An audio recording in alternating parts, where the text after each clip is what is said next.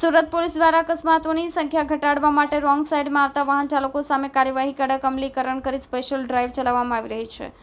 આ special drive અંતર્ગત છેલ્લા 3 દિવસમાં કુલ 170 લોકો વિરુદ્ધ કાયદેસરની કાર્યવાહીઓ હાથ ધરવામાં આવી છે। તે ઉપરાંત તેઓના લાયસન્સ રદ કરવાની પ્રક્રિયાઓ પણ હાથ ધરવામાં આવી છે। સુરતમાં નવા ટ્રાફિક સિસ્ટમને લઈને સુરતના નાગરિકો હેરાન પરેશાન થઈ રહ્યા હતા, ત્યારે થોડા દિવસ પહેલા રાજ્ય ગૃહમંત્રી હર્ષ સંઘવીએ સુરત પોલીસ કમિશનર કચેરી ખાતે ટ્રાફિકનું નિયમન કરતા કંટ્રોલ રૂમની મુલાકાત લીધી હતી અને ત્યારબાદ તેઓએ શહેરમાં રોંગ સાઈડ જતા લોકો પર કડક કાર્યવાહી કરવા માટેનો આદેશ આપવામાં આવ્યો હતો। જો કે આદેશ આપતા સુરત પોલીસ હરકતમાં આવ્યું છે। આ સ્પેશિયલ ડ્રાઈવમાં પોલીસ પાસે વાહન ચાલકો સામે નિયમોના ભંગ બદલ વધુ મેમો જનરેટ થયા હશે તેવા ચાલકોના લાયસન્સ રદ કરશે। જો કે બીજી બાજુ સુરત પોલીસ દ્વારા અકસ્માતોની સંખ્યા ઘટાડવા અંગે રોંગ સાઈડમાં આવતા વાહન ચાલકો સામે કાર્યવાહી કરવા પોલીસની સ્પેશિયલ ડ્રાઈવ ચલાવવામાં આવી રહી છે। વધુમાં જણાવ્યું હતું કે કોઈ વાહન ચાલક વારંવાર રોંગ સાઈડમાં પોતાનું વાહન ચલાવે તો તેમના વિરુદ્ધમાં લાયસન્સ રદ કરવાની કાર્યવાહી સુરત ટ્રાફિક વિભાગ આરટીઓ વિભાગ સાથે રહીને કરી રહી છે। તે ઉપરાંત છેલ્લા 3 દિવસમાં કુલ 170 જેટલા વાહન ચાલકો વિરુદ્ધ કાયદેસરની કાર્યવાહી હાથ ધરવામાં આવી છે। રોંગ સાઈડમાં ફોન ઉપર વાત કરતા અને ઓવર સ્પીડમાં વાહન ચલાવતા એમ કુલ 3 સ્પેશિયલ ડ્રાઈવનું આયોજન કરવામાં આવ્યું છે।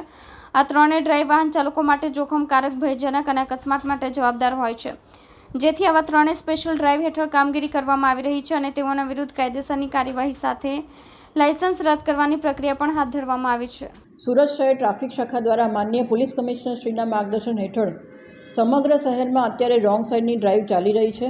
આ રોંગ સાઈડની ડ્રાઈવમાં સૌપ્રથમ અમે વાહન ચાલકોને અવેર કરી રહ્યા છીએ કે તમારું રોંગ સાઈડમાં વાહન ચલાવવાના લીધે તમે તમારી જીવની સાથે સાથે અન્ય વાહન ચાલકોના જીવ પણ જોખમમાં મૂકી રહ્યા છો અને રોંગ સાઈડની લીધે જે રીતે અકસ્માતો ધીરે ધીરે વધતા જાય છે એને રોકવા માટે સુરત શહેર ટ્રાફિક શાખા દ્વારા આ રોંગ સાઈડની ડ્રાઈવની સમજ આપવામાં આવી રહી છે। આમ છતાં પણ જે વાહન ચાલકો અવારનવાર રોંગ સાઈડમાં પોતાનું વાહન ચલાવી અને અકસ્માત માટે જવાબદાર બને છે એવા વાહન ચાલકો વિરુદ્ધ છેલ્લા 3 દિવસમાં 170 વાહન ચાલકોના લાયસન્સ સસ્પેન્ડ કરવા માટે આરટીઓને રિપોર્ટ કરવામાં આવ્યો છે અને આ ડ્રાઈવ એ હજુ વધુને વધુ સઘન બનાવી અને સુરત શહેરના રોડ ઉપર અકસ્માતનું પ્રમાણ ઘટે તેવી કામગીરી હાલમાં સુરત શહેર ટ્રાફિક શાખા દ્વારા કરવામાં આવી રહી છે।